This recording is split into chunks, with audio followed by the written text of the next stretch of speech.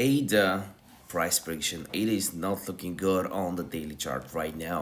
Even though we have some good accumulation, this selling pressure is very strong, and you gotta know that on the 9th of September we had 9 mil ADA close, so $9 million basically. It should be 7.5 close.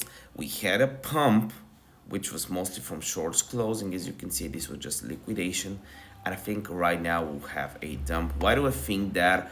Basically VWAP's now curving down, and money flows going down. Look at this, we're getting some kind of a look at momentum going down, money flow going down, this green line right here. And on the 3-hour, I want to see what's going on with the 3-hour. We have a very strong bearish trend.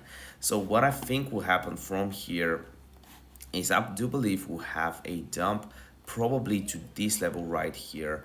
And from this level, I want to see what price does. But the minimum I think we'll dump is to here. If we want to be a little bit more accurate, we want to, this is the 80 cents area, which is, this is the area we'll dump into.